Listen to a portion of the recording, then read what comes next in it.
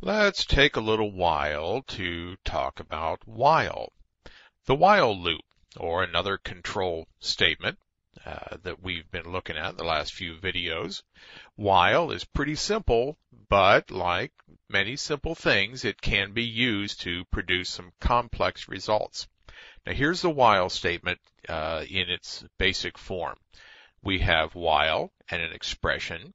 If this expression evaluates to be true, non-zero, then we will come down in here and we will execute these statements. Yes, if you only had one statement to execute, you could skip the braces because the braces are just going to bind these statements together into one block of code or a compound statement. You could say while something is true, do a one-liner that ends with a semicolon. But that's not very common. So you're most likely going to see it like this with the statements, multiple statements, other tests, other things like that going on inside the while construct itself. Let's take a look at a piece of code. Here's a little program that we'll play around with. We're going to put the computer in a cranky mood, and we're going to have it say, "I bet you can't type in a 7." And we're going to set up a little automatic character called I. We'll set it equal to 0 because we're good programmers and we initialize our variables. And then we're going to start a while loop, and we're going to say while I is not equal to the character 7, not just a 7, make sure you get some single quotes around there, while I is not equal to a 7, which is what we told them they couldn't type in, we will get a character from the keyboard with getChar or getChar, depending on how you like to say that.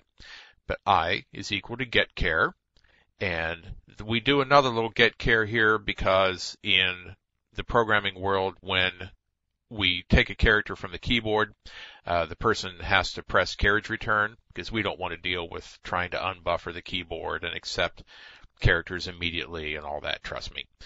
We just want to take in a character and a carriage return. So we need to pick up the carriage return and get rid of it, and that's all this is doing. So I is equal to getChar, throw that one away, and then we'll print out, you typed something, a character. This is the first time we've used printf like this, and we have a whole video coming up on printf later on, and it'll be nice and long, and we'll talk about all these things. But here, pretty basically, we're going to print out a character form of this value, of this integer, or I'm sorry, this character that we created up here, which will have a whole number integer value. But we have taken it in from the keyboard. We will print it back out as a character rather than the numeric ASCII value that's stored in there. And if the while, see here's the bottom of the while, there's the top of the while, we take in the character, we hit this close brace, which means we go back up to the top of the while, and we say, is it what we were supposed to get? If the I is not equal to 7, this evaluates to be true, and we come back down into here and do this again, get another character, test it, yell at them again, and go on around. If we take in a character and it is a 7, they do put in a 7, we're still going to say, you typed 7, because we don't have any way out yet. So if they type in a 7, we're going to say this, so we're still going to be rude, even though they got the right value. We're going to hit this brace, we're going to come up here to this while, and it is now, this is going to be false, because I will in fact be equal to 7. This will fail, and we'll jump to the next statement, which says I'm done, and the computer goes home. So let's go take a look at that in code. There it is there in our notepad, while.c. It's all the same code, not equal to 7, and so on. And let's pop over here to our compiler, and I already have it in there. So we will compile and link it, and then we'll run it. And it says, bet you can't type in a 7. And if I say I put in an A, he says, you typed an A. If I put a 4, you typed a 4. If I put a 7, you typed 7, I'm done. And he leaves. All right, so that's exactly what we expected it to do. And surprisingly enough, the computer did what we told it to do. So that is a normal while loop. Very simple. It's a while with a simple test for inequality here. this expression just has to equate to be true. Remember that. You need to have a true result in there. Now, I want to show you a little different form of while, and that's an infinite while, an infinite loop. And that's my little definition, infinite loop, C, infinite loop. You see, it's supposed to be a joke. Anyway, here's our program. It hasn't changed very much, except that we're going to get a little closer to what we expect this little game to do. We're going to say while 1. 1 is non-zero, always true. This is an infinite loop. There is no way out of this loop once it starts. Well, we've got a way out. We're going to make a way out with break. We're going to break out of this loop. Control C will also work if you get a loop that runs amok on you and you forgot maybe to put the break in. You can send a Control C character in through the keyboard and stop the thing. So here we're going to say while 1, I is equal to our get character. Here's our carriage return. Soak up the carriage return, get rid of it. Now we do a little test. If I is equal to the character 7, break.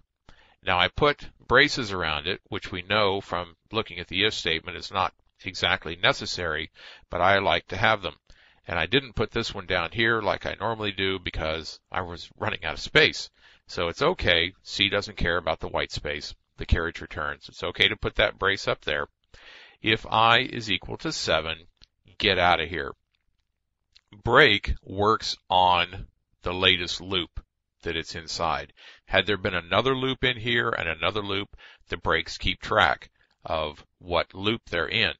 This break knows that it's inside this while.